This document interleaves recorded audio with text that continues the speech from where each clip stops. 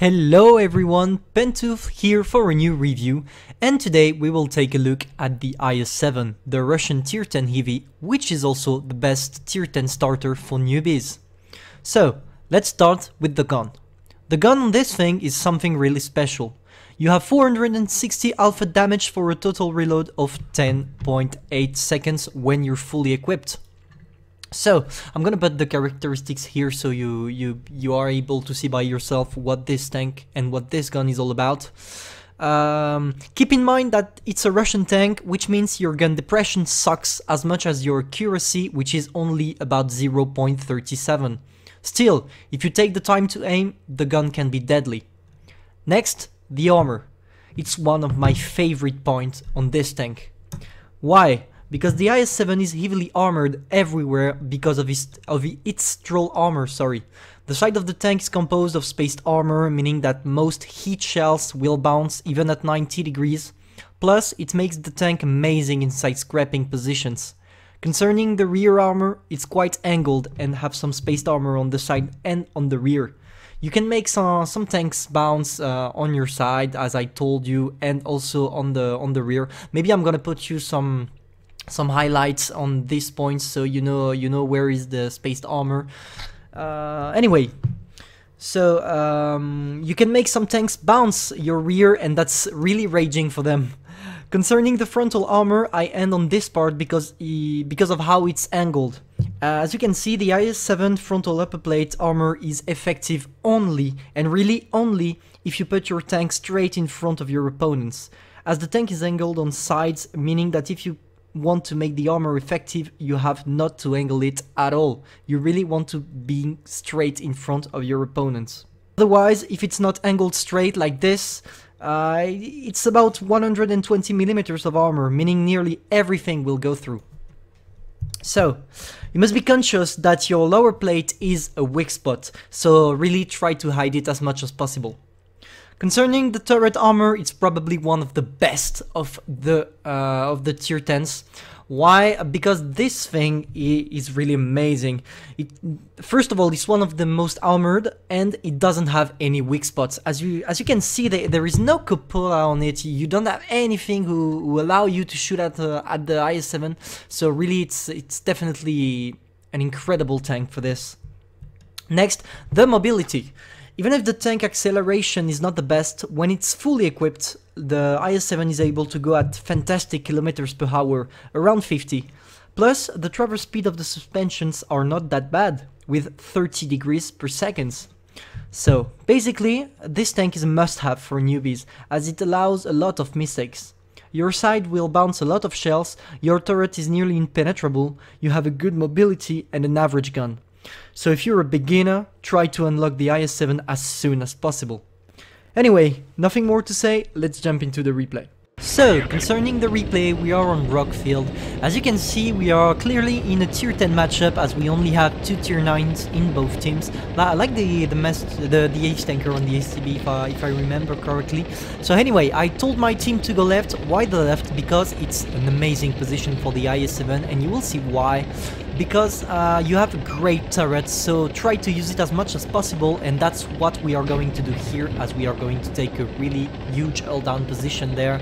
I don't know yet if I'm gonna be able to use it, as it depends if you have any tanks in front of you. And hey, our mate who has the same gun as us, it's going to be really difficult to penetrate him. We can with gold, because the IS-7 with gold, you can penetrate the cheeks near the gun, but it's really hard to penetrate it even from more than 10 meters, because you really have to be accurate to shoot at the right angle.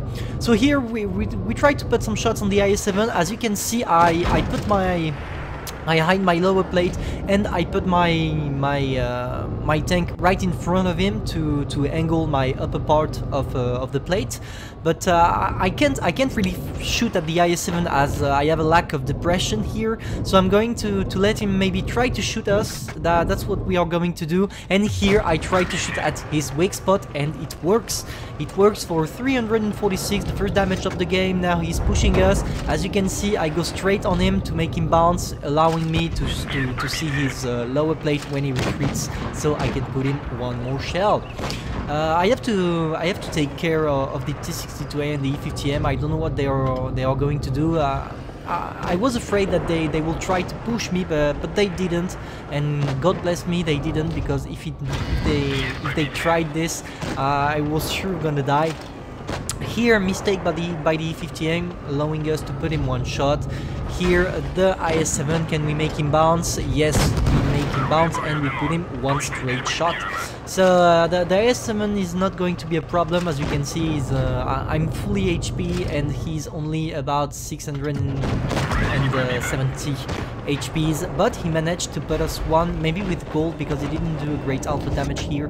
I don't care, I'm gonna stick to him so he can only see my turret, and you see where I shoot, it's the weak spot on the IS-7 with gold only, because if you don't shoot at this angle without gold, you can penetrate him, that's all. So here you see what I was talking about when I talked about the frontal armor being straight in front of your opponent. Here the IS-7 didn't have his lower plate right in front of me, meaning I can penetrate him. So I want to definitely be straight in front of the E75 here to make him bounce. I know he doesn't have the last gun, so maybe I'm gonna make him bounce easily, and that's what happened. I clearly want to hide because I know we are losing. We are 2 against 4. Maybe I can take care of the E75 before the E50M comes up, and God bless the fire, we kill the E75. So now we are gonna take care of the E50M. I'm looking at my back to see what is happening, but the E50M is rushing anyway through my gun, so we can kill him. That's going to be difficult here because we have an IS-8. God bless the IS-7, he killed the medium, because if I was in a 1 versus 2 situation, it could have been maybe a bit harder to win this. But I know the E5 is coming to the IS-8. I'm pretty sure the E5 is going to try to kill the IS-8 because he's in a 1 versus 2 situation, and it's going to be really difficult to win this because as you can see, the T110 E5 is full HP, meaning that it's going to be quite hard for us. He has better reload, etc, etc. I'm trying to shoot at his upper plate, but I can't. So here, mistake by me. That was a mistake to try to put him one shot here because I don't have enough gun depression, plus I allowed him to put me one shot. I'm trying to see if I can have maybe a sneaky shot there, because I know he can only see my turrets, but can I shoot at him? No, mistake. We totally failed this shot, and that sucks. That's the only word that comes to me at the moment.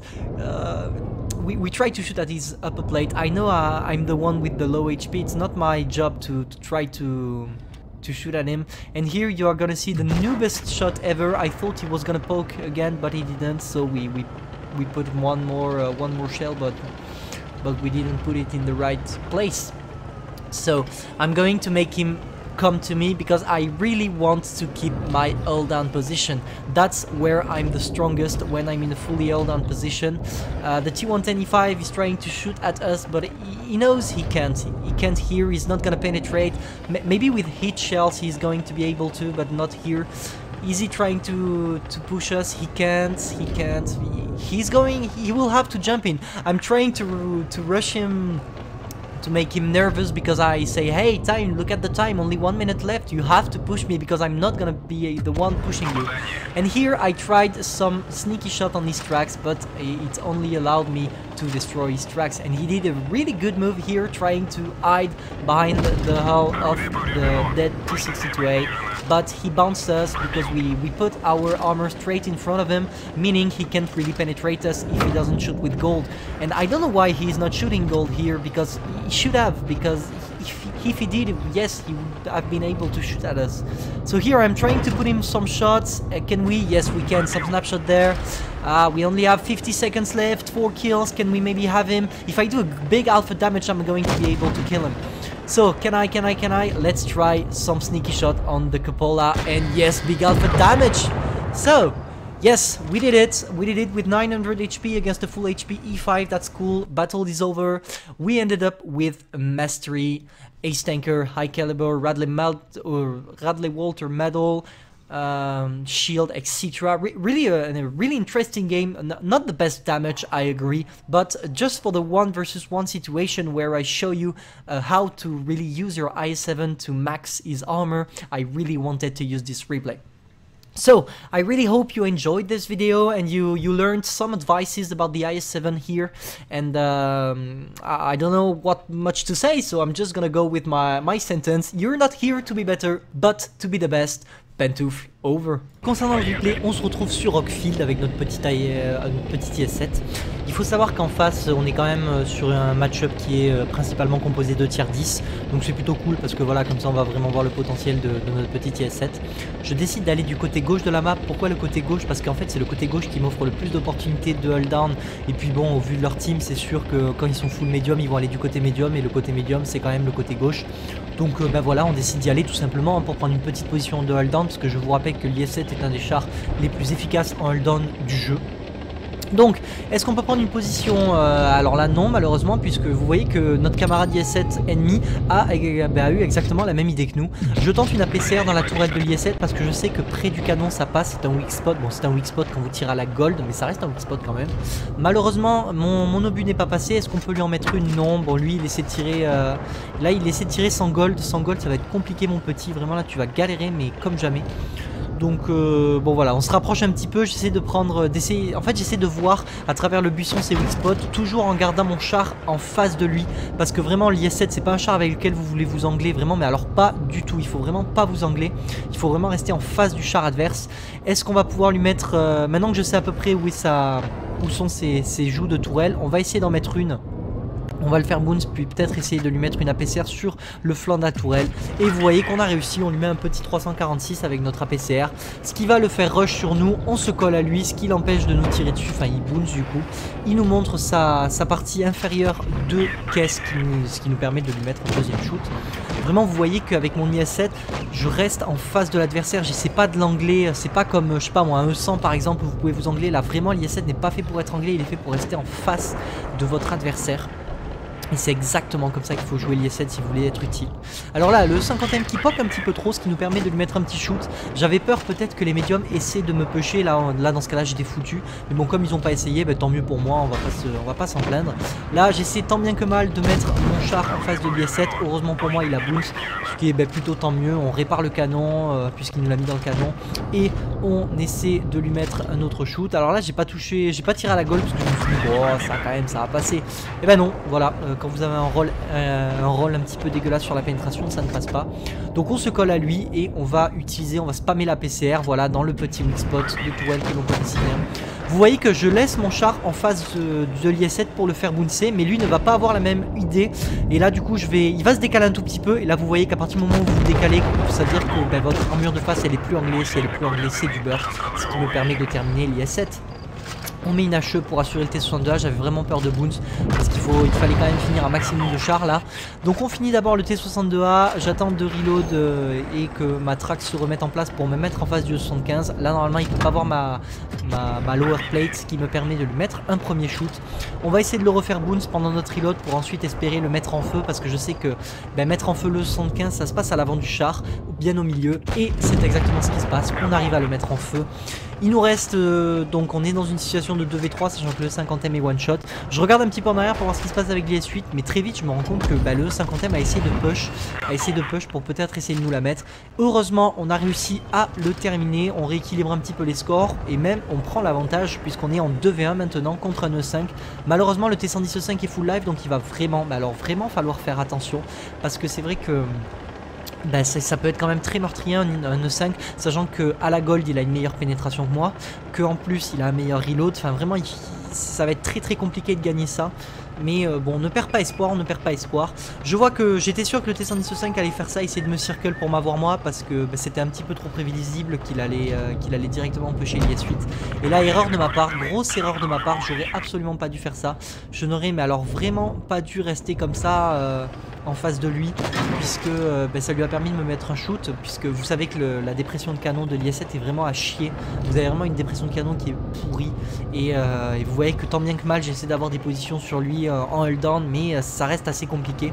Et là notre IS-8 qui push le 5, ça me donne l'opportunité de tirer. Malheureusement vous voyez que ma précision c'est pas encore ça, vous avez que 0,37 de dispersion avec l'IS-7, donc si vous visez pas, n'essayez même pas de la mettre au but, hein, même si vous avez du stalinium, ça arrive pas tout le temps. Le WZ121 qui me demande d'abandonner, alors je sais pas pourquoi il est de ça, mais bon, bref, on s'en fiche de toute façon. Est-ce qu'on peut la mettre au 5? J'essaie d'anticiper le moment où il va poke pour préparer mon shoot, et là malheureusement je sais pas ce que j'ai fait. Je crois que c'est à ce moment là du replay que j'ai tiré sans faire exprès. Bon bref, de toute façon on s'en fiche, j'ai mis ce clic et j'ai été très nul sur ce shoot là, honte à moi. Mais bon, c'est pas grave, le 5 qui a essayé de nous circle, alors là ce qu'il fallait absolument faire c'est descendre de la colline, parce qu'en fait vous voyez que si on descend de la colline on est sur une position hold down. Là déjà j'ai une position side scrap, mais en plus de la position side scrap j'ai une position hold down. Ce que je veux impérativement là c'est l'attirer vers moi, il faut absolument que je l'attire vers moi pour me permettre à moi d'avoir une position avantageuse par rapport à lui. Je sais qu'il a une bonne dépression et qu'on est tous les deux avantagés, mais si je me recule un petit peu trop, il va être obligé de me montrer sa track pour pouvoir me pusher. Et j'attends en fait qu'il fasse une erreur, et quand il fait l'erreur, voilà, je tire. Malheureusement j'ai réussi qu'à faire que la track. Alors là, bizarre de sa part, il a essayé de se mettre directement à couvert. Bon, c'était un beau move de se mettre à couvert pour maximiser les chances de se mettre en hold down. Il essaie de nous la mettre, il n'y arrive pas. Nous on lui met un tir là vite fait, donc on est en train de rééquilibrer les scores petit à petit. 900 HP contre 1000 HP. Vous voyez que je laisse vraiment mon char en face de lui, mais j'essaie vraiment pas du tout d'angler mon char. Il faut vraiment pas, il faut rester en face de votre adversaire. Et en plus c'est royal puisque je peux cacher ma lower plate. On le refait bounce. Est-ce qu'on va pouvoir lui en remettre une? On lui met un petit snapshot à travers le canon du T62A. Là je pense qu'il est en train de s'énerver puisqu'il reste que 50 secondes de match. Il se dit bon allez, il va falloir que je le push rapidement. Et là je pense que notre petit espoir ce serait de lui mettre un gros alpha. Et gros alpha dans la tourelle, un petit 537. Donc un petit shoot chanceux qui nous permet de finir sur 5 kills, mais quand même une très bonne game je trouve. En fait j'ai pris cette game même s'il n'y a pas énormément de dégâts, parce que je trouvais que c'était hyper intéressant de montrer comment je jouais en 1v1 quand j'étais face à un 5 qui était en plus quasiment full vie. Donc voilà, hein, Master, Radley, Mur d'acier, Gros calibre, Guerrier, bon bref on connaît, la Master etc. Petite victoire, très très sympa. Et voilà, j'espère que vous aurez appris quelque chose là via ce replay, à savoir qu'il faut toujours rester en face quand vous avez votre IS-7, il ne faut pas essayer de vous angler, il faut toujours maximiser le hold down, etc. etc. Donc n'oubliez pas, vous n'êtes pas ici pour devenir meilleur, mais pour devenir le meilleur. Pantoufle terminé.